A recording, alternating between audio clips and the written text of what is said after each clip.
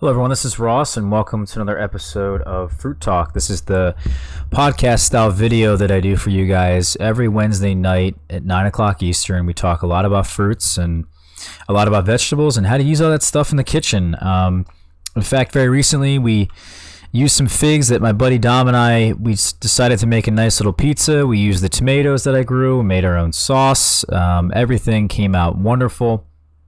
We also talk a lot about how to grow these different things and fruits and vegetables.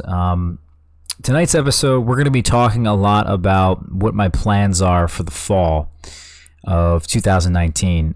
The fall really brings in a totally different environment, which allows you to do different things, and it also stops you from doing certain things. But I think this is kind of like a second spring, and in my opinion, a better spring, because you can do things now that you couldn't do almost all year. Things like planting a fall garden. I think we may have talked about this in a prior episode. I'm not entirely sure, but essentially we've pretty much started our fall garden, and we're going to come up with a nice cold frame. We're going to be creating some cold frames just using the leftover wood that we have from raised beds that we've had in the past. We decided to take those out in the spring, and we're going to be putting some nice plastic over top of the cold frames, and it's going to really make it so that we can grow vegetables pretty much all winter. And when people talk about having a fall garden, here it's more of a winter garden. It's not really a fall garden, because you have to really plant in the summer to get things going in the fall, but realistically it's in the late fall and into the summer, or into the winter time. So we are actually live this episode as well, and we're going to do a nice little Q&A. So hello, everyone. Thank you for joining us here on the live stream again. It's crazy how we just did one, but we're going to do another one for you guys. Kind of been a bit busy today and not really sure what I wanted to do with my day, and also wasn't really sure what I wanted to do with this episode of Fruit Talk. And I wasn't sure. Still, we're going to kind of talk about it, what my plans are here in the fall. I think I had a couple issues. So other than really planning out the vegetable garden, we can talk a little bit more about that as we go. But some of the issues I had this summer and this spring, I think is a really good way to kind of recap all of that and do and fix everything up this fall. I think it's kind of a season to, really get things done, because, the spring's very hectic, right? So the spring is kind of like everything needs to get in the ground. We need to have everything perfect. Everything needs to look good so that, because when the warmer temperatures comes in, everything needs to be going well. And, I think it's just a very hectic time for many gardeners, many growers. So I think the fall is just a time of reflection, and also a time that you can really get some things done. It's really I think the way that I like to look at it. I also love the fact that this is probably the best time to put down some mulch and put down some nutrients. This is the best time to be doing some chop and dropping, the best time to really get things grinded up into smaller pieces, any sort of leaves, wood, sticks, wood chips, any of that, even just your leftover annuals. Get all that stuff in smaller pieces and just throw it under your fruit trees. And throughout the entirety of the winter, by the time the spring comes around, a lot of that's going to be broken down. You'll have probably encouraged worms. You'll probably have encouraged good soil building, so that when the spring comes around, you're really looking pretty with your season.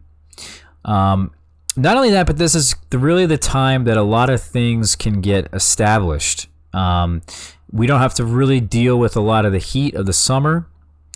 And not only is our summer is over, but we're really starting to get some more rain, and the cooler temperatures, that combination there, our ground is really starting to replenish itself in terms of water.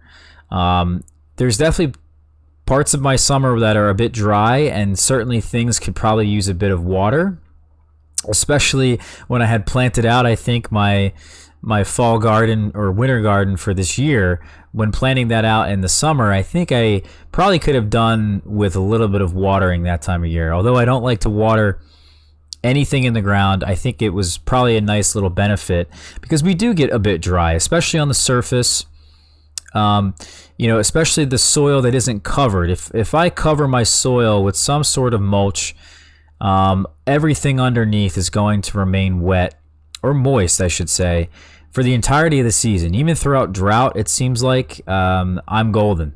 But if I have bare soil, like I do with my vegetable beds, I think it's a good idea to come in there and water that out through at different times of the summer. But in reality, I think this is a time that things are really just going to start replenishing itself. This is really the beginning where, at least in temperate climates in this part of the country, this part of the world, here in Pennsylvania, the days are getting shorter. The sun's getting, it's not as intense. It's not as strong, and we really don't need all that covering on the ground.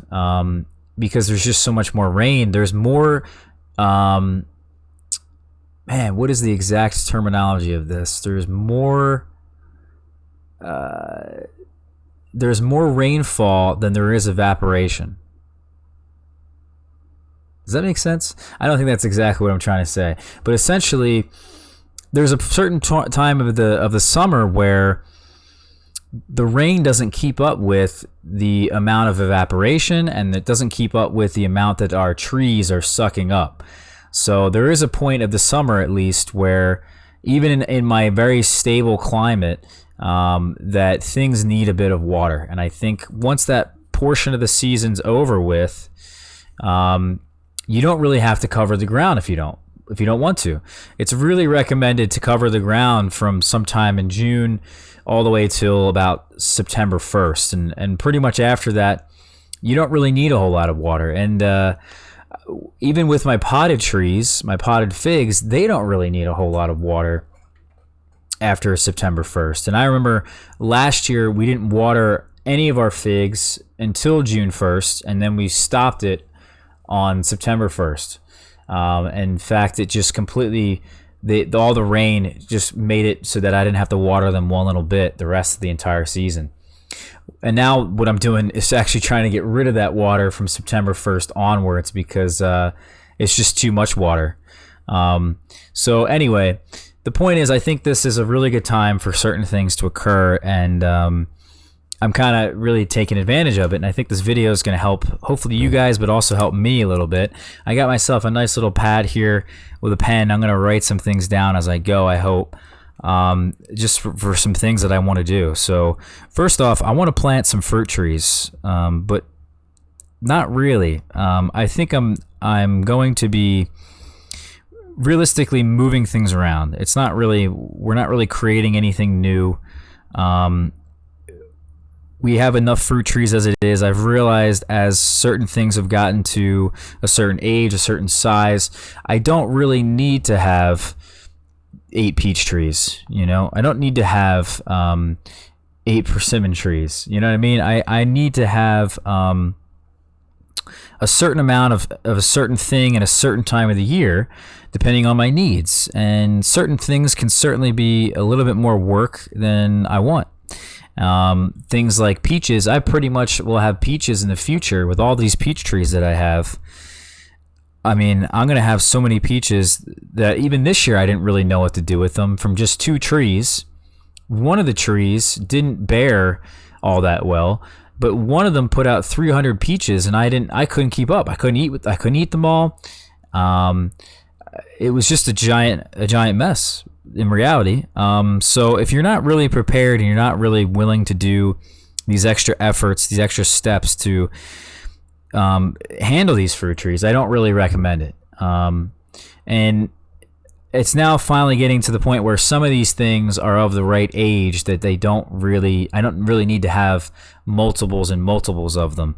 So things like my peaches, my persimmons, I probably can kind of chill on a little bit.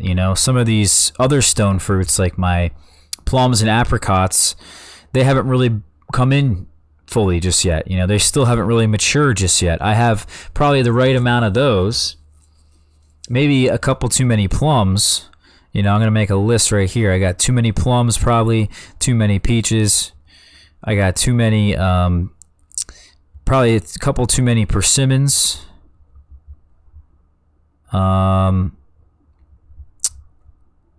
Now, there's also the issue of around this time of the year where my Mar de Bois strawberries kind of go nuts, and they just don't stop fruiting for literally till frost, and I can't keep up with that. I really can't. So I'm almost tempted to focus on June berries only, or kind of just do something to the Mar de Bois. We need to definitely thin them out. Because there's, you know, for those of you, I don't know if Chris or Dom or Romeo or different folks that have been to my house or watching right now, but you know that there's a ton of strawberries, a ton of Mar de Bois plants in that bed. It's easily 500 plus plants. So we're going to thin that out, kind of figure out the strawberry situation, I think. Also, these raspberries are pretty relentless as well, and I am keeping up with it, but not as much as I would like, and it's only going to get worse from here. Certainly at this time of the year, I'm mainly focusing on figs, but this is also when the raspberries come in, and they seem to really do a nice job, believe it or not, of detracting the SWD away onto the raspberries instead. And I think the numbers of SWD this year are really getting a bit out of control. I've been finding them quite a bit. Now that it's a bit more dry now, the black cherry tree has kind of calmed down. None of those black cherries are still on the tree in our backyard, the big shade tree that I point out in a lot of my YouTube videos. I think the numbers are going to significantly start dropping, but the presence of the SWD is still here. So it's always something on my mind, and honestly, I'm not entirely sure what I want to do with these raspberries just yet, but it could become in the future, at least maybe not this year, but next year, that I have to start thinking about even removing some of these raspberries, or coming up with some sort of alternative with these raspberries. The blackberries are also something that I have a big concern about, and we probably won't get any blackberries this year, just because we had to move everything around, and the blackberries are already kind of, you know, pretty slow to get going anyway on their primocanes. They're very late to fruit that way. So this wasn't their year. However, I don't really think this to me is a fruit that's worth too much of the effort, and if it is, I need to find a good spot for it. So I'm tempted, because I had so many blackberry plants in prior years. We had so many blackberries that one year that the SWD was incredibly in our face, and it was unbelievable. I couldn't keep up with harvesting all those blackberries. I couldn't keep up with the SWD. It seemed like they came out of nowhere. I had no idea how this, at the time, what to even do with the SWD. So I think we can even honestly think about getting ourselves a floricane blackberry crop rather than the primocane blackberry crop, which is what we have right now on the primocanes, in the sense of the Primark. Is it the Primark Freedoms that I have? Yeah, I think it is the Primark Freedoms. So I think I'm going to get rid of the Primark Freedoms. That's been my thought process now for quite some time, and I think we're going to let the Marionberry kind of take over. And the Marionberry should be a very tasty blackberry, more complex. It's just plain old better. The only issue is that I have them in a position, and they haven't really established themselves too well this year because of where they're planted. And the place that they are planted in, I'm deciding to plant more figs. So I have to move these things, and I think we're going to make that as a note. It's somewhere I have to figure out where to move these Marionberries. The Primark Freedoms, I think we're going to get rid of. The raspberries we may end up thinning. The Mara de Bois, we're going to thin / focus on June bears. And I suggest you guys all do the same thing that I'm doing right now, is that you sit down, you really think about what's going on in the yard, and you should do this every year, not just in the fall. Do this in the spring. Come up with some sort of plan. You know, planning is always going to net yourselves a better year, a better yard. It just makes the world a difference. You know, we're not market gardeners here. We're not farmers, but it's certainly a big idea here, a great idea for you guys and everybody to be doing this. So everything I'm kind of mentioning, we're going to be thinning. Now, I did just watch a video. Some other issue that we've been having here is with our grapes, and the reason I have this whole thing open here is that this is kind of give me a nice guide here. But if I go to my YouTube channel or my history here, let's see if I can. Yeah, I literally just watched this. So I was watching Michael McConkey here from Edible Landscaping. By the way, absolutely wonderful website, ediblelandscaping.com. They sell a ton of fruiting plants, guys. They're some of the nicest people over there. You can even talk to Michael yourself. They sell all kinds of different things. And one of the things Michael was talking about in this video here is grapes, and he's pointing out right here on the leaf is black rot. And certainly if you live in a humid climate, especially in the Northeast or in the Mid-Atlantic, you're gonna have black rot on your grapes. And if you don't have it, you are extremely lucky. It's just a fact. You have them in probably the best spot you can think of, and you're growing grapes like a champ.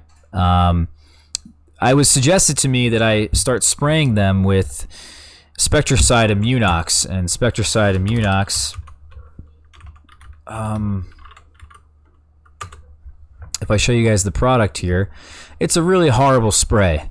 You know, a lot of people are afraid of this kind of thing, and I think it's a legitimate fear. This is not something that I want to be spraying. It's not something I ever want to spray. But I did it this year.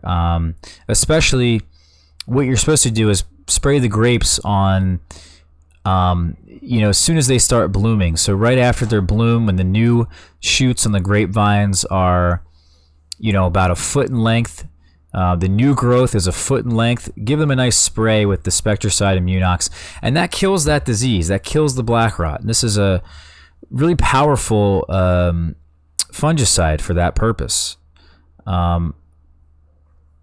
So it works, but it didn't work this year. It didn't get rid of the disease completely. In fact, everything looked pretty great until about the time when they were ready. And something must have happened. Maybe the spray wore off, or maybe it wasn't enough. I don't know. But in the video here, Michael McConkey, and I remember watching this video years ago. I've probably seen this video like 4 or 5 times, and it never clicked. I forgot all about this. But essentially what Michael does here is that he bags them with these wax paper bags, as he mentions, and he just pretty much covers the grape cluster with the bag and doesn't have to spray. And he uncovers them here and shows you in the video, look, here's like it was almost a perfect cluster of grapes. It wasn't perfect, but certainly you want to get this bag on here as soon as humanly possible. You still probably want to, you know, prune the grapes a little bit, take off some of those leaves, train the vines the right way, give them some nice airflow, and that way you have leaves on your vine at the end of the year. Because if you look at this vine that Michael's showing you here, this is a variety that he doesn't sell anymore because it gets really bad disease, not just black rot, but downy mildew. And it just completely decimates the vines, and to the point where they have no leaves. And if they have no leaves, they have no way of ripening the fruits. So the point is, you need to do either one. And if I'm not going to do either one, I'm not going to bag them, I'm not going to spray it, then I was really tempted to get rid of my grapes completely, and just stick with the muscadine grape. But I think what we're going to do is keep them in. I think it's wise to give them another year and try this another time. Because as it stands right now, in all honesty, I wasn't getting any grapes. I did get some this year, enough to make me happy and to say, all right, well, that was really good, and they really are quite tasty. But I think if I'm not going to really find some sort of solution for this, they're just not worth it. So I think they're on the watch list. Let's say they're on the watch list, and we're going to pay close attention to them next year. We're going to bag them. We're not going to spray them, and we're going to use the method here that Michael's talking about, and we should have success. I think we're going to have success with it. But yeah, that's one thing that I was really tempted to get rid of. Now, if I come back here to my list, let's see if this can remind me of anything at all. Oh, so some things that I want to plant is the Che and actually a Jujube. And these are two plants that I really have been struggling with. Some of my Jujubes are fantastic producers. If you guys go on the Instagram page or even on Facebook, we can show you guys here my Jujube crop. It's been phenomenal. We just did a video on this. For those of you guys who didn't see it, we ripened the honey jar Jujube, and everyone I'm letting them try this year. My dad's tried them. A couple friends have tried them. They all agree that this tastes like an apple dipped in honey, and it's called honey jar for a reason, if you ask me, because it really does produce its own nectar. So I'm really excited. I really like the honey jar variety, but I also like how well it does in pots. In prior years, my Lee has done really well in pots. My honey jar did pretty well last year. And so far, sugarcane has done nothing. My Lang has almost done nothing. But this year I have a new variety grafted onto Lang called Zhuzhou, and that one is extremely productive. So I think what I'm going to do here, I'm not entirely sure what's going on. I don't know. I think my sugarcane is it's a bit young, perhaps. Maybe it needs a bit more assistance, more nutrients, more something, because it's not really working out in a pot. So I think what I'm going to do is plant the sugarcane in the ground, let it get more nutrients, let it get established itself more, because some of these do really well in some years and some of them for some reason don't. And all of them, I'm not entirely sure about sugarcane, to be honest with you.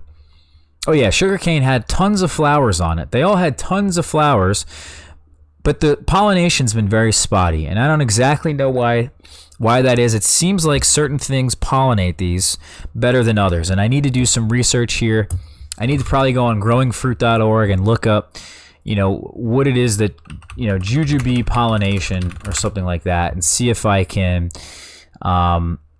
figure out exactly what it is. There's a really nice thread right here. Jujube fruit set if you don't have hot, dry summers, and it certainly seems to me that there is some sort of issue here. And everybody, look at this: 596 different posts of people that don't really have the answer, and people are saying, according to, let's see, Ashton's Jujube book, the plants need 72 to 80 degrees Fahrenheit dry weather at bloom to set well.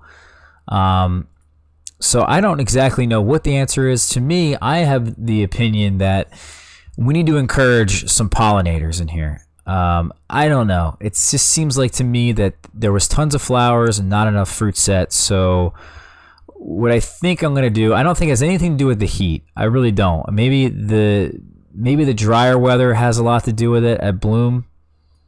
I'm unsure, but I know for a fact that Lee does really well here in my climate. So if I just plant Lee in the ground, I should have success.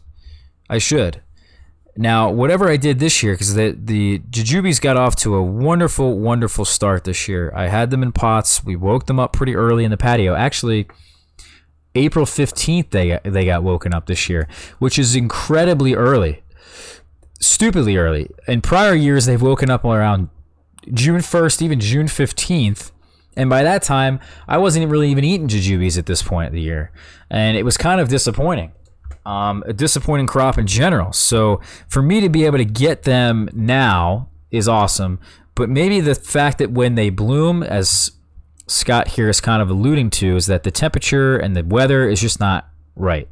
So maybe the varieties sugarcane and Lee, they just need a little bit of extra help, or maybe Lee needs to wake up later in the season, because if I plant it in the ground, it's going to wake up later versus in the pot.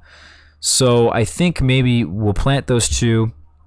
But also, in addition to that, I think it's a good idea to get myself a flowering plant that's going to encourage parasitic wasps. I think the parasitic wasps really love the jujube flowers. I saw them this year on the jujube flowers. So what I'm going to do, I think, is actually plant shallots underneath my jujubes. And the shallots sort of do that purpose. They fulfill that in that they encourage tons of bees and tons of, it seems like, parasitic wasps as well. And they flower around the same time as the jujubes. So I think this is going to be a really good little system that I'm going to be setting up here, is planting those two together. The cherry tree here that we have in pots just has dropped fruit every single year, and it's very apparent to me that my watering is just not up to snuff. I don't have the watering system set up in the right ways so that we can really understand or really get these things to a point where they're going to be moist at all times. I just don't have that. That system. It just doesn't exist. I could set it up maybe a little bit differently. It's going to, create some extra work, create some problems. The way I want to set up the patio next year is going to be a bit different. We can talk about that in probably a future video here. But essentially, a lot of my trees, a lot of my figs, I think, on the patio are just not getting enough sun. They're in a situation where I have some varieties that, because I remember last year, and I didn't keep track of pinching dates, which really is a shame. I didn't keep track of the date that I pinched to then the date that I got my first fruit, which really would have helped me determine, if I had this data for 2 years, it would have helped me determine. I only kind of count that on specific varieties that I really want to pay attention to. But if I counted it for all of them, I would have known that, all right, well, this variety takes 90 days. This variety takes 120 days. It definitely seems like a lot of the varieties only take 90 days, but it definitely also seems like some varieties that I thought took a bit earlier or a bit shorter now are taking 110, 120 days. So because of that, that's a bit of an issue. And I need to know which of these actually do indeed take 120 days. Otherwise, I can't really make a great estimation as to which one of these I need to get rid of for the future. Which one of these figs varieties that I'm going to get rid of. And instead, I think what's happening is that they're just not in enough sun. They're not getting enough heat because of it. They're not getting the right sunlight. And these figs are actually slowing down a bit more than they would have if I had them strategically positioned a little bit differently on the patio. So because there's an area of the patio, there's a whole row of figs that I have that are all late varieties that came out of the greenhouse. We put them all on the patio, and in that section, just a huge amount of them have not really ripened that well. This just seemed very, very late. Even with the head start that they got, they seem to be maybe too close together. That section of the patio doesn't get a whole lot of light. So I think what we need to do is definitely free up some space in the patio. But number two is make sure that these varieties on the patio are getting as much light as humanly possible. So here's a good example of, I think, what has happened this year is that my Black Madeira KK, I remember this very specifically last year, is that my Italian 258 ripened 90 days after pinching. My Coladon Blanc ripens 90 days after pinching. And I remember last year, if I go back, I do have a video on this, but I think if I'm recalling correctly, my Black Madeira KK and UC Davis were 2 weeks later than my Italian 258, which means that is 14 days. So if my Italian 258 is 90 days after pinching. My Black Madeiras should only be about 105 days after pinching. But this year, it's seemingly... I still don't have a Black Madeira UC Davis ripe. Not a single fig off of that tree is ripe yet. It is exceptionally late, and I still have some varieties in that row that haven't ripened yet either. And this is like a stupidly long time, guys. For the time that I pinched a lot of these varieties, they should have been ripe by now. I should have gotten the large majority, if not all of them, by September 1st. And if I'm not getting them by September 1st, they should have ripened by September 15th. And it's already past September 15th. So something's going on, and I don't really know exactly what it is. But it's really pissing me off because I have certain varieties that just are not ripening. And I just think a lot of it has to do with the light. So the point is, we're going to free up some room here on the patio with these 2 jujubes that I'm going to plant, plus the Che, plus we're going to cut down on the number of pots on the patio just in general with the amount of fig trees we have. But the Che, to go back to that, that is going to be a plant that I have to plant, I think, because it's just not getting enough water, as I mentioned. And I don't want to have to deal with this. I don't want to have a special thing just for the Che tree. I want to put it in the ground, give it some mulch. The soil is going to be moist at all times. And we're going to have no issue with this thing. And I think at that point, we will have ripe fruit. The issue that has been in the last 2 years is we've had a huge crop of Che. And it would have been phenomenal. It would have been amazing. It would have been an awesome video. It would have been something really to be a spectacle to look at. But I just realized this year that there were certain times of the year that my Che was just not getting enough water. And you could see it in the leaves. You could see it in the fruits. And as a result, it dropped all the fruits. Not because of a lack of pollination, but because of a lack of water. And it not just happened with the Che, it happened with the figs, and it was a big issue. I increased the water with the Che, giving it a higher gallon per hour emitter. It was like 12 gallons per hour versus my figs, which get like 3.6 gallons per hour. So it was getting 4 times the amount of water, and it still wasn't enough. So if I plant it in the ground and it still doesn't fruit next year, then we know it's got an issue. Then we know that it's just not going to fruit because it's just the fruit that needs pollination from a male. And someone's saying in chat right here, Che definitely will not fruit unless it's in the ground. I recently tried them down here in Florida. They're literally like watermelon flavored mulberries. That's pretty good. That's an awesome description, by the way. I've heard watermelon before, never heard mulberry, but that sounds legit. That sounds legit as they come. So, were they good? Did you really like them? That's the other thing with the Che, is that I'm not really sure if I'm even going to like them. So what we need to do is get this thing going here, get this thing growing, and we could rip it out in the future.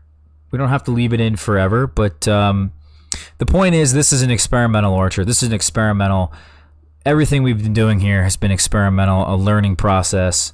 And with the Che, just trying the fruit is in itself what we're really trying to achieve. I'm not necessarily looking for huge yields. I'm not usually looking for, big things. I just want to be able to try a Che and say I've tried it and see what I think about it, to see if I want to grow them again in the future. And if I have this tree that, is not really doing a whole lot ever, then it's kind of a waste. It says I'm not entirely sure how to say your name. Is it Naval? But he says that, but they really need to be uber ripe, and yes, like a very juicy mulberry, the juice was dripping down my hand. Wow, that sounds awesome. I'm excited. All right, so that's, I think, the big deal here with the Che and with the jujube, except I need to find spots for all this stuff, and I'm not entirely sure where I'm going to put this, but things are going to have to come out. Things have to come out for things to go in. I should go down to Edible Landscaping to taste their Che when it ripens. It's probably ripe right now, I would imagine, or very, very soon. The only issue is they're pretty far south, and it's a pretty long drive just to taste some che. But I would love that. I would love to go down there and see their whole property and see what they're doing. You maybe even get a nice chat with Michael if I could. It'd be a wonderful thing. For sure. I need to go visit there sometime anyway. I think it's a nice little thing to visit. I think also what I want to do is I've pretty much been really in love with pears, especially these Asian pears, and maybe my Asian pear tree will get to a big enough size to where I won't need a second tree of them. But I'm trying to think here. I don't have many Asian pears anymore because one of them died from, I think it was my Kosui here. No, actually it was the Purdue, I think. No, it wasn't the Purdue. I think it was my Kosui tree died from fire blight this year. And I just ripped it out. I had to cut the whole thing down to the base, and I thought it might resprout, but it never did. So I ripped it out, but I think I was really in love with my Chojuro. Those pears, guys, are incredible. Just like the Jujube, I've really been in loving when you get a homegrown Asian pear, it's got a different flavor, guys. And even the store-bought Asian pears are great if you can find them. But yeah, I've been in love with my Asian pears. So they have a great texture. There's like a nice graininess to them that's not really grainy, but it's got like a nice crunch. It's a really awesome, crunchy, crisp pear that's almost like an apple. It's really, really good. So I think I want to see if I can maybe move around my pears. I have a couple pears that kind of got hit pretty hard that I probably will keep them where they're at. But one of them is Dripping Honey, is the pear back there. Yeah, my Purdue and the Dripping Honey. So I have a European pear and an Asian pear in a pretty shady spot, and I just wish that I'm going to get something out of them in the future. I don't really know. I kind of just stuck them there because I ran out of room, and that's kind of just is what it is, but I really would like to have another Asian pear of some sort. Maybe I just need to be patient. I think we're just going to have to be patient. I mean, we got a lot of pear trees as it is, if you look at this. I mean, that's quite a bit. So I think we'll just stick with what we got. We won't mess with it. This is going to be enough pears at some point here to give me, assuming those two standards fruit in the shady area that I have by the black cherry tree where my pawpaws are, that's going to give me enough pears to where I'm not going to have an issue with this whole thing. Something I wish I had done, I talked to Ed Powers this past weekend at the Staten Island Fig Festival, is that he was mentioning my pawpaws just really should be in full sun from the beginning. And I totally agree with him. Even Neil R. Peterson said the same thing. I saw him post on one of the Facebook groups, and they should just be growing in full sun. And I wouldn't have to wait. This is going to be the 5th year. This upcoming year is going to be the 5th year for my pawpaws. And if I'm not getting fruit at that point, I'm not really sure I ever will. I mean, maybe I will, and it's going to be quite little, but it's just going to take me a lot of effort. And I think even planting a pawpaw at this point, a smaller one, is just not going to be worth. It's just going to take too much. It's going to take too long for these things really to get going. You need at least 3 or 4 good years in full sun before you're getting anything significant. So I think I probably will just forget about the pawpaws, let them keep doing what they're doing in the shady corner that I have them over there. But let's see what else. So I think that's mostly it for the trees. Now, when it comes to, we also have a mulberry tree. I just ripped this out of the ground. I just ripped my Illinois everbearing tree out of the ground. What I had done, guys, is I did some bark rafting. For those of you guys who remember, I had my Illinois everbearing pear that was huge. It was 20 feet tall, only in its 3rd year in the ground, which was incredible. So what I had done is I said, enough's enough. I have to cut this thing back and graft onto it. And I did some bark grafting. I grafted on a variety called Raddi. And Raddi is a dwarf mulberry because it fruits so heavily that it doesn't grow very much, and it gets to about a full size of 6 foot by 6 foot, which is not really that big. So what I decided to do is do the bark graft, like I said. I actually succeeded. My first bark grafts ever. I got myself a success, a couple successes actually, and we had some netting over it because I didn't want the birds to bother it, but also I had to protect the currants that were growing around the mulberry tree from the birds. So I had the net on there, and we had the lawn guys who come by and mow our lawn, and they ripped the net with the lawnmower and took the net with their lawnmower and broke off all the grafts. And at that point, at the time, I tried regrafting. It didn't work. It was a mess. It was an absolute disaster. And the point is that I never got my Raddi, my Illinois everbearing rootstock grafted. So what I decided to do was let a sucker grow from the base. And then I said, you know what? I have all these mulberry seedlings. I bought some mulberry seedlings last year. I potted them up this spring. They're in pots, and I also have 3 of them in the ground in a bed that I have sort of where on the side of the house, the west side, where I have the tomatoes, some extra tomatoes over there, some peppers over there, some eggplants. We've got all the figs on that side of the yard. So I've got plenty of rootstock to graft onto for next year. And I was just thinking, you know what, we'll graft onto those and we can transplant them somewhere this fall. I could transplant them right now, get them a little bit established right now, and I just need to figure out where to put them. And then that way we can get ourselves an established Raddi mulberry. All I need to do is get myself some scion from a friend. Don't have to go out of my way and buy a grafted plant already as it is, or even a rooted plant. And this will save myself some money and some time. It's already got a pretty nice root system. You should see these mulberry seedlings. They're pretty awesome looking. So we need to find a spot for that. We need to find a spot for the jujube and the che. So in the process of me thinning out some of this stuff, potentially that's what we could do.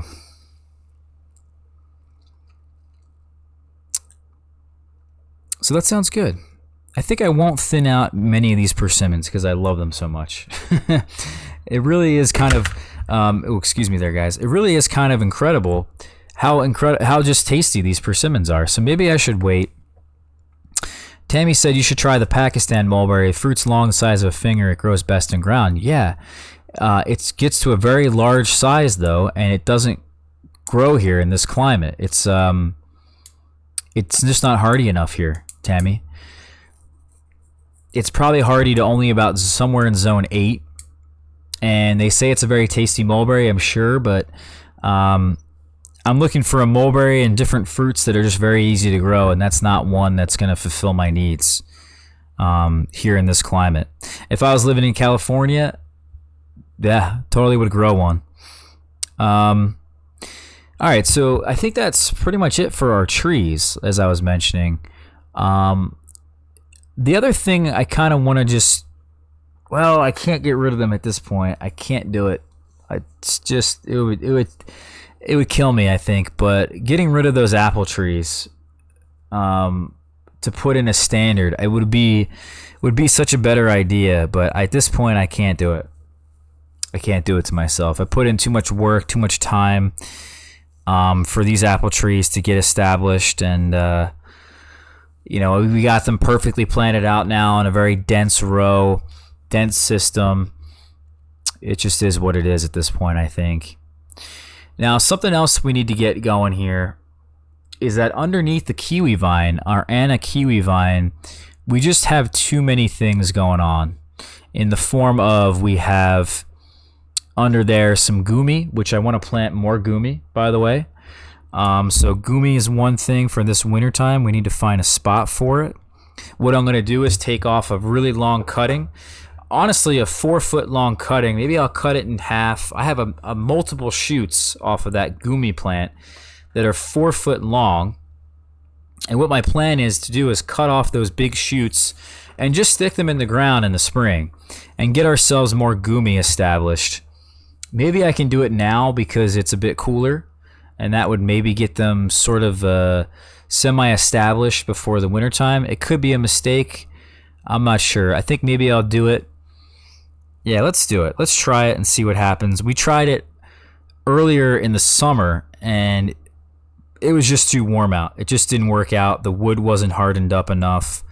Also, I'm not entirely sure if these gumis are going to root themselves really that well in the ground. So we'll try with the gumi.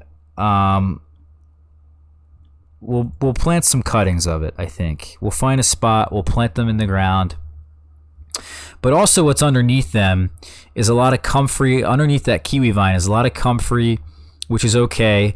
But there's a honeyberry very close to the gumi, and there's also a gooseberry pretty close to the gumi, or pretty close to the kiwi vine. And in the future, that's just not going to work. They're just not going to fly being in those positions. So I'm tempted to move the both of them, really figure out this honeyberry situation. This is kind of what I'm getting to here, is that we have an issue with our honeyberries in terms of their positions. We have an issue with our currants, and we have an issue with our gooseberries. And they're really just, what I had done is just plant them in any little spot I could throughout the yard. Anywhere that I had a little bit of space, I just threw them in the ground to see what the deal was with these things, to see if they're really worth growing. I have determined that they're all really tasty and all really worth growing. Even the black currants I like eating fresh. So between the three of them, I think they're wonderful. The only issue is we need to pretty much get them in a position that makes sense, because where they're at in the yard, different areas, it just really is just a waste in a way. I think with the currants for sure, because we have a lot of them by where the mulberry is, by where our I have 3 of them planted underneath my Rosianca persimmon. I think what I'm going to do is plant them in that corner in a row and kind of make a nice row out of them. Yeah, I think that's what we're going to do. So we'll do currants. We'll do a row by Rosianca. So that's what we'll do. Yeah, I think that makes the most sense. Then that kind of leaves me with honeyberries and gooseberries. And I have these honeyberries and gooseberries, I'm telling you, in the most random spaces, most random spots. It doesn't make a whole lot of sense. In all honesty, maybe I should wait for some of this stuff to go dormant before I transplant anything out. Especially something like Michael's saying that grows so slow and kind of is slow to establish. You know, it could be very tricky transplanting honeyberries and gooseberries. I've done it in the past, and it's kind of worked out, but they're just very slow. Just very, very slow. Kind of don't really like being transplanted, don't like being messed with. So I think what we should do is really potentially even wait, but we need to figure out a spot for both of these. So let's come up with a spot. We're writing all this stuff down. All right, so I think that's mostly it there. And then, if you guys recall, we talked a lot about our bush cherries this year, and I was quite impressed, believe it or not, by the bush cherries. I was originally very upset and I didn't like them, and I thought they were a waste, and I even did a Fruit Talk episode. You could see, look, I rated them as a 4. Carmine Jewel is a 4, and we're going to get rid of Carmine Jewel. A lot of you guys had told me that Carmine Jewel, the bush cherry that I did, that video I put out, that the berries were not ripe, but they were. But then I came back and got myself some off of Romeo or Juliet. I can't remember which one it was. I have the tag underneath. I always mix them up. But the fruit off of that one was way significantly better than the Carmine Jewel. So I actually think they're a 7, and they're very close to a legitimate cherry. Oh, look, it's windy. What's going on? What's going on, Nigel? Anyway, guys, so I think what I'm going to do is get rid of that Carmine Jewel. It's just not something I want. It's not something I'm going to keep. We're going to rip this one out of the ground. If someone wants cuttings, we're going to probably sell them on FigBid later on. You guys can get all those up if you want. If not, I'm going to end up giving it away. Maybe somebody can come by and pick them up. Who knows? But that's, I think, the deal with that. So I think that sort of, guys, ends this talk of what we're going to do with our plans here for the fall. There's only so much I can do. There's only so much I can plant. Only so much room I can take up. It's kind of hard for me to rip anything out at this point, just because you kind of get attached. You wonder what's going to happen to this thing. You wonder if it really is going to be something in the future that's going to be worth it. And it's just one of those things, guys. I'm sure a lot of you guys understand. So if anyone has any questions about what we talked about, and also we're going to do a quick Q&A here. I hope you guys enjoyed this episode of Fruit Talk. Stick around for the Q&A, and I'm going to go back into chat right now. We're going to read through everybody's questions and whatnot. Talk about just different things with you guys. Real quick, check us out on figboss.com here, guys. That's FigBid. Check us out on figboss.com. This is our website. Go down here to the bottom. If you guys want to catch us for more of these live stream events, go down here to the bottom of the blog and put your email in here, and you'll subscribe to the newsletter. It'll let you guys know exactly when we're going to be live for all these episodes of Fruit Talk, all these live stream events. And also, we're really trying to focus on this blog here to get more people onto this, more people interested, because I want to focus all the traffic to this right here. We still have to change up our logo, and it's all in the works here, guys. It's taken me a while to get through it, but it'll be done. All right, so let's see here. Okay, so TJ says, yo, what's up? What's up, TJ? Lovejoy Gratitude's here. What's going on? Tarek, hello. Fran says, I'm a fig fan, love your show. I have 6 in-ground fig trees and need your expertise to coach the figs to ripen. All right, Fran, what's your question about getting them to ripen?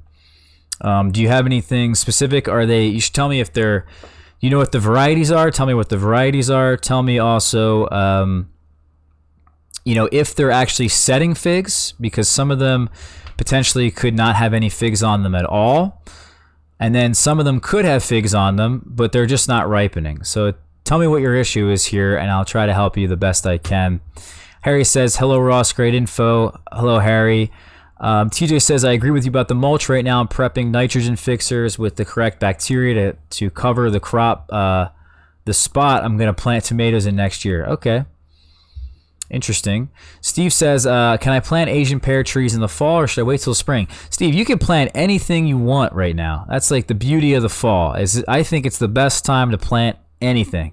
It really takes away a lot of the effort, and because the spring's so hectic, anything you can plant now to take away that hecticness in the spring, I think is a big boost. It's a big help.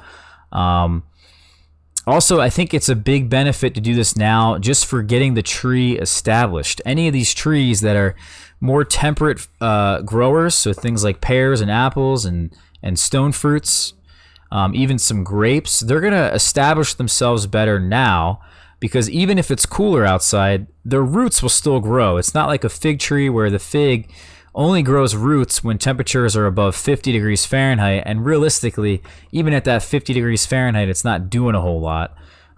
What I am tempted to do is actually take off some of the air layers off my figs, those new trees that we have now. It really only took about a month for these things to be fully rooted out. And I may take them off, stick them in the ground in different places, and let them get established for the last month and a half that we have before our frost that's going to be coming in November. TJ says, I'd say you're good to throw that Mama Jama in the ground. Frost date is usually November 1st. Yeah, so I would say don't worry about the frost. That's not a big issue. They're going to naturally drop their leaves. They're going to naturally get their act together, and they're going to establish themselves. Anything you can put in the ground now, I think, is a really good idea. Sometime after September 15th in the Northeast onwards is a really good idea. Tommy says, great seeing you at the Fig Fest, Ross. I just started my first bed of 3 varieties of Mar de Bois, Seascape, and Quinault. That's awesome. Mar de Bois is an amazing strawberry, buddy. You're going to love it.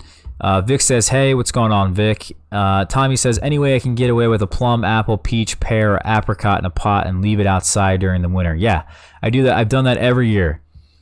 The only thing you want to do is group them all up together.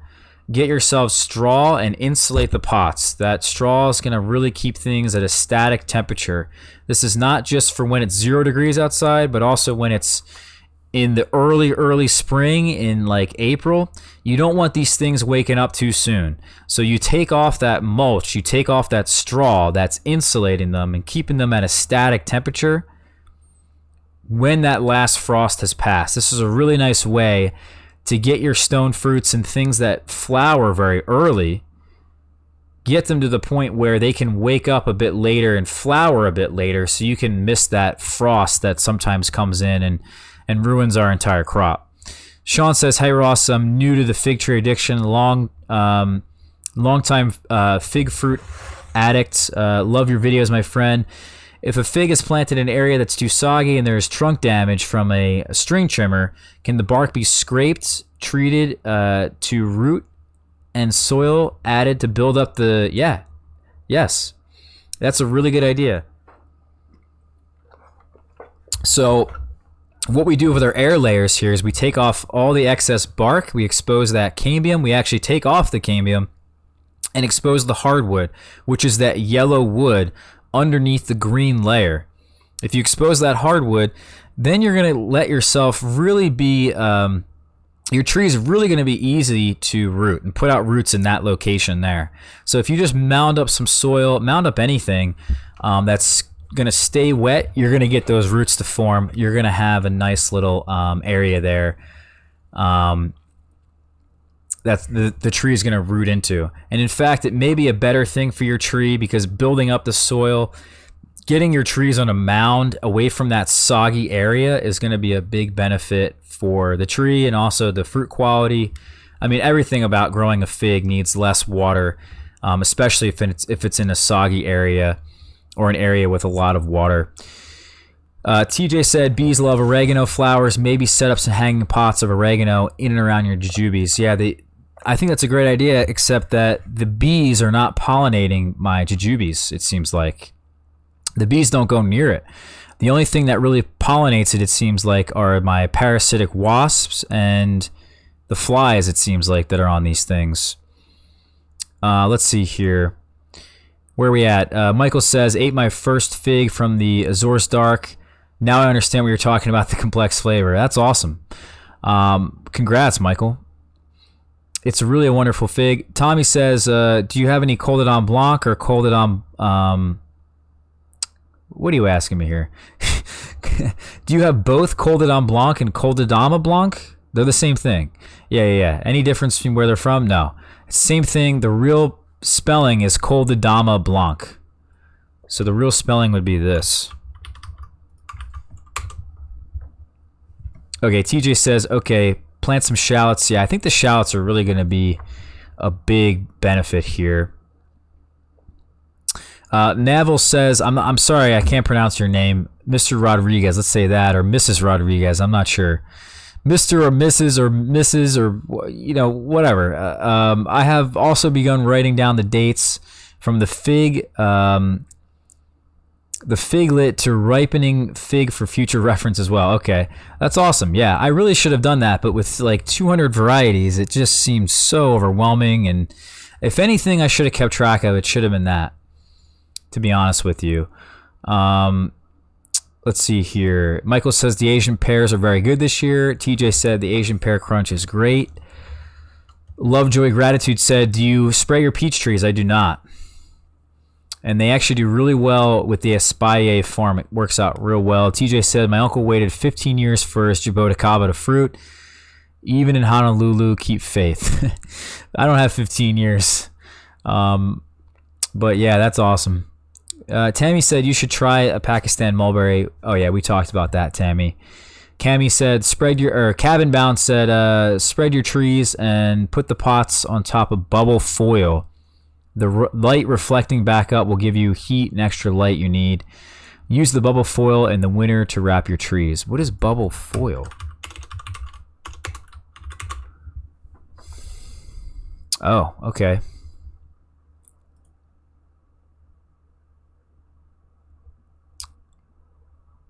I think more of the issue, though, is that that area just doesn't get enough light to begin with. It's really like 5 to 6 hours of light, maybe even less than that, which is really upsetting. But yeah, it sounds like a great idea. Michael says honeyberries are so slow to grow up. Yep. TJ wants a melon update, and bad news, the melons are not really doing well. And I've gotten some melons off of one vine that we actually let it spread along the ground, and it covered a huge area and put out a few melons, and so did my watermelon that we were growing as well. But I'm either picking them too early, and some of them are just falling off the vine, which means they're ready, right? In the case of the certain muskmelons, that is a good sign that they're perfectly ripe. But it seems like a lot of these vines are aborting the melon. They're not letting the melon ripen properly. And I can't figure out why that is. Something's going on. The vines are kind of dying off at this point of the year. It's just not a good sign for the melon front. I have a few watermelons that we're going to get to try, and hopefully I'm just kind of letting them do their thing as long as humanly possible, and that's all it is. We'll see if I can get some to really ripen. Next year, we're not going to plant the cucumbers. We're going to try to really handle the Fusarium wilt and really try to get rid of the cucumber beetle if it actually shows up again next year. Andrew said, I'm new to figs and was wondering why some of yours are bigger than others. Is that because there's different species, or are they older, more mature trees? Thanks again and love the videos, buddy. Okay, well,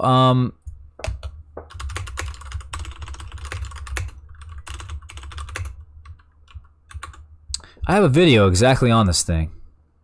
And see all these videos right here? They're all wrong. Let's see here. See, and mine is not even showing up. Isn't that just sad? Alright, we're going to have to go to my channel here, guys. But this video really tells you every single reason why you can get a big fig. Man, this is tough to find, huh?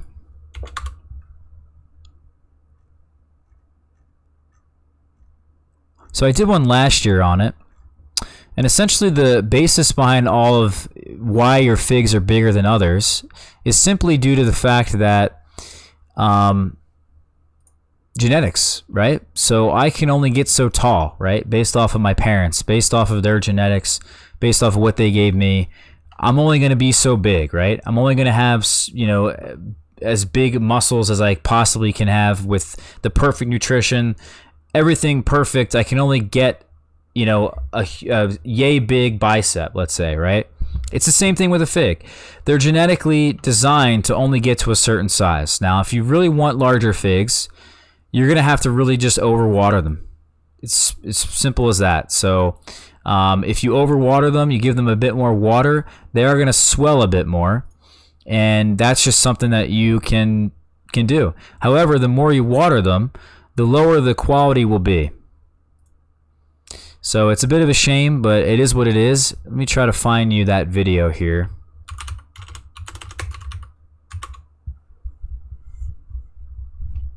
And I wonder if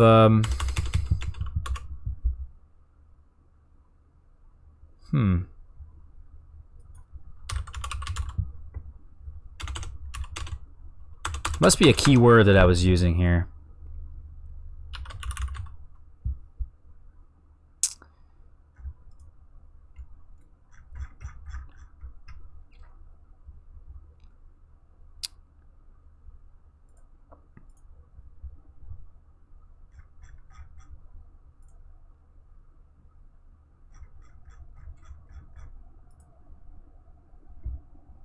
I really want to find this video, guys. I'm on a mission right now to find this damn thing. Okay, so we're still in 2019.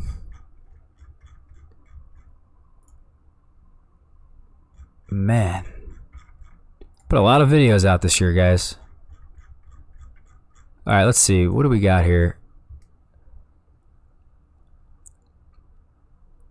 Tommy said, how'd you like the Staten Island Fig Festival this year? The parking situation was horrible. I feel bad for Vito. Actual location was nice, but needed something more. The spot has potential. I was telling Dominic my parents are right in Brigantine.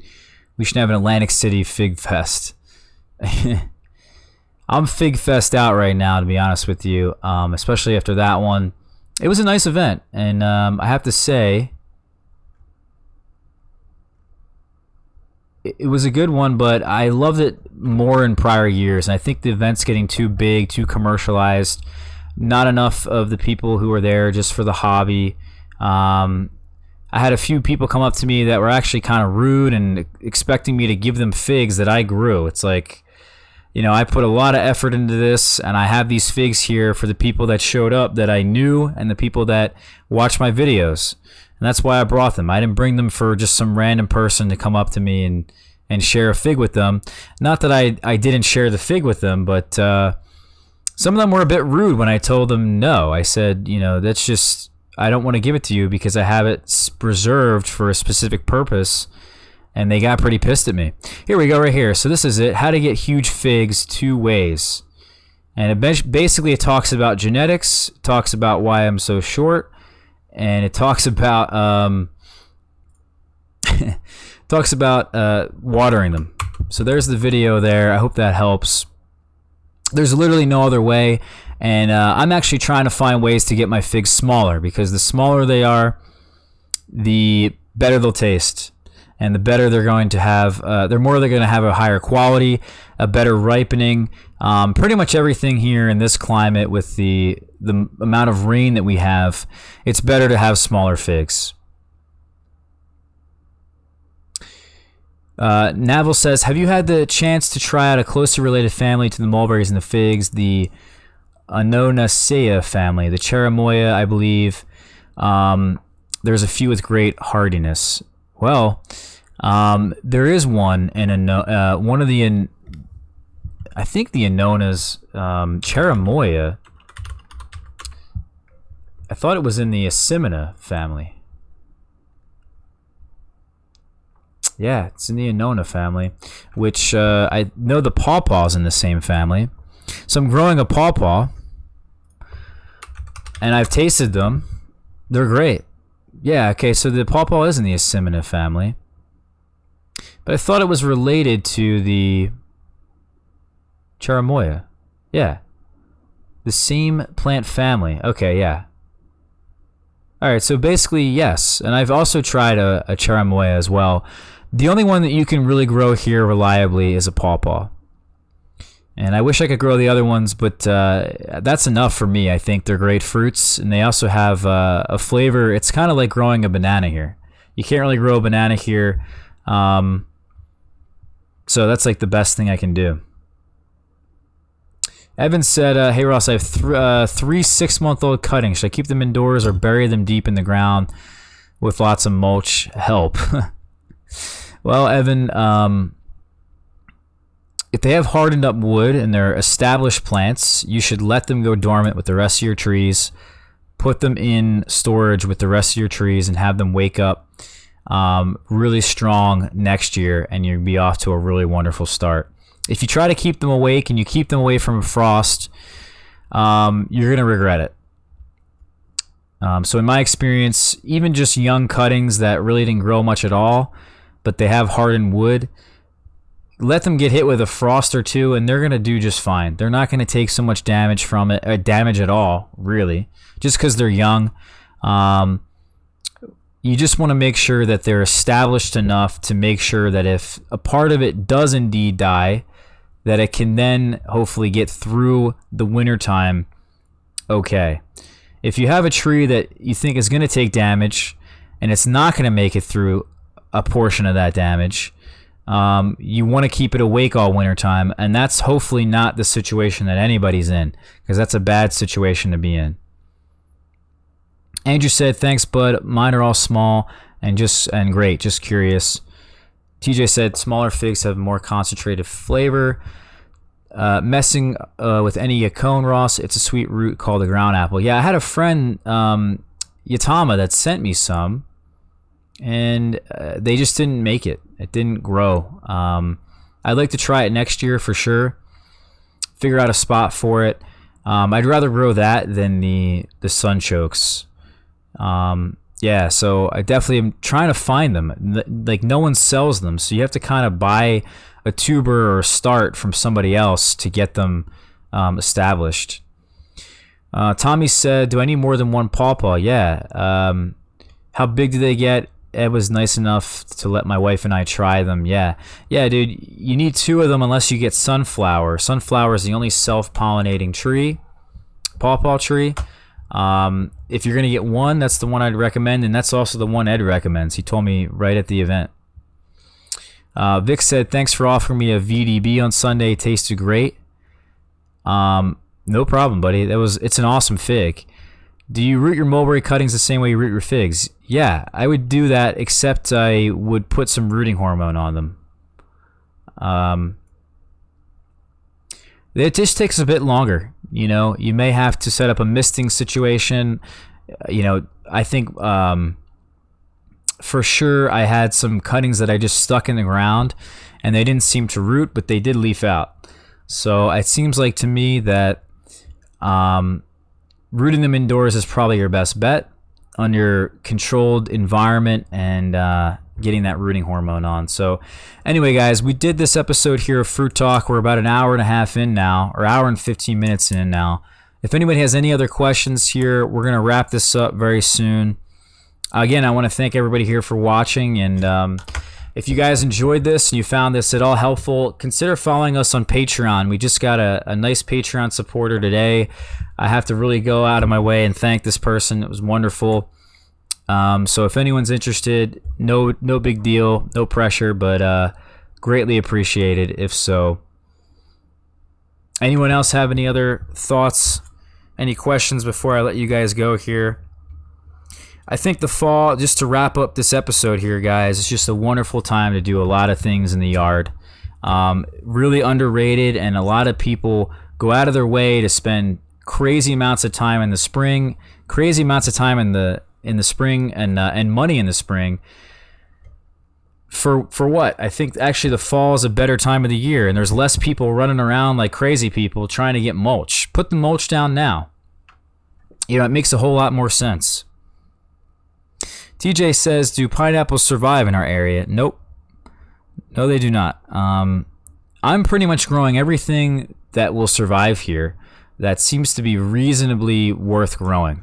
And there's some random berries and random things that you can grow that are a bit strange and a bit, just out of this weird world, and it's just not something I think I want to put the effort in to grow. But some people have tried to convince me, and it seems that they're having good success, and it seems worth it. But I want to hear more opinions on different things before I go diving in on particular fruits nowadays. You know, I like to try to taste the fruit if I can beforehand, and then that way I get a nice little handle on if I really want to grow the fruit. You know, instead of just planting all these random things like I sort of did in the beginning, not knowing if I was going to like them, I'd rather do it kind of right from the beginning now. They're great companion plants. Interesting. Tarek said, how did your Teramo do this year? I had one that I thought was going to die. I didn't think it was going to make it through the wintertime, and it came back just fine. It resprouted really nicely. It grew really nicely. It's even putting out figs on its own. Except it's not going to ripen in time this year. I have another one that I had in a 5-gallon size pot that I did an air layer of last year, and the thing actually rooted itself out really well in a 5-gallon size pot. It was kind of incredible. And then we planted it in the ground this spring, so I have 2 of them in the ground now, and it just grew and kind of is getting itself established. Nothing crazy. Yeah, neither of them are fruiting this year, unfortunately. I do have a tree called Brandon Street Unknown, which is very similar, I think, if not the same, to Teramo. And I talked to Big Bill about it, and he seems to think it's definitely similar. And yeah, I mean, I'm not actually a big fan of Brandon Street, and I know that Teramo should be a bit better. Maybe it's slightly different. I'm not sure, but I'm probably going to get rid of my Brandon Street.